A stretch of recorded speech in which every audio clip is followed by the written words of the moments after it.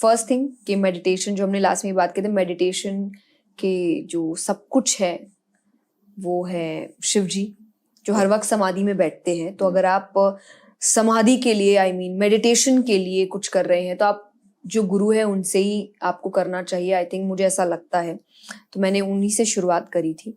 और जैसा आपने कहा, तो उसको शास्त्रों के अनुसार कहते हैं मंत्रों की सिद्धि।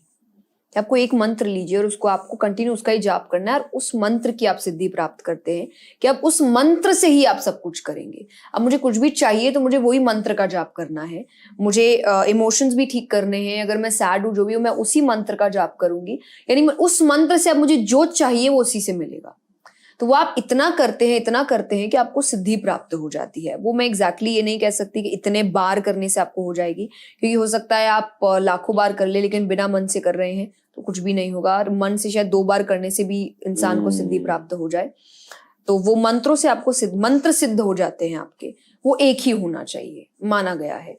तो मैं ये मानती हूँ कि वो इतना जाप अच्छे से हो कि मैं उस मंत्र को सिद्ध कर।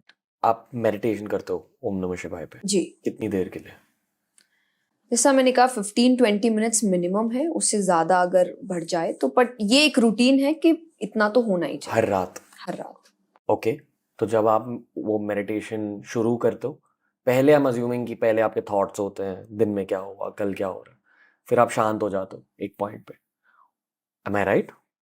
नहीं, मैं जब शुरू करती हूँ, आई थिंक आप क्योंकि मंत्रों से शुरू करते हैं तो आपके थॉट उस वक्त दिमाग में नहीं रहते हैं। जैसा मैंने कहा कि आप स्टार्ट करते हो जाप से, तो जब आप कुछ जाप कर रहे हो तो आपका ध्यान जाप पे ही रहता है। क्या सोचते हो? कुछ भी नहीं, आपको सोचना कुछ है ही नहीं। पर आपको दिखाई क्या देता है अपने दिमाग में? आप आंख बंद रखते हैं और आप, हाँ मैं ये कहूंगी आप कोशिश करते, तो मैं ओम का पिक्चर लाने की कोशिश करती हूँ अपने आंखों के सामने, या फिर आप शिव जी का पिक्चर लाने की कोशिश करते हैं। That's it. ओके। और कभी ओम नमः शिवाय की वजह से कुछ बहुत गहरा एक्सपीरियंस हुआ? मैंने मेडिटेशन में कोई भी एक्सपीरियंसेस आज तक नहीं किए हैं, बट आई वुड से कि मैंने उसके बाद मेरी लाइफ में जो भी होता है मुझे ऐसा लगता है वो उसी का नतीजा है। जैसे कि मैं अपने जाप से अपने इमोशंस कंट्रोल कर सकती हूँ। अगर मैं बहुत हाइपर हो रही हूँ तो आई कीप चैंटिंग, वो शांत हो जाता है। मुझे टर्बुलेंस से बहुत डर लगता है फ्लाइट में। हाँ, मैं ट्रैवल बहुत करती हूँ और मेरे लिए एक रोजाना की चीज है, तो अगर हल्का भी टर्बुलेंस होता है मेरी माला शुरू हो जाती है, वो मुझे शांत करती है।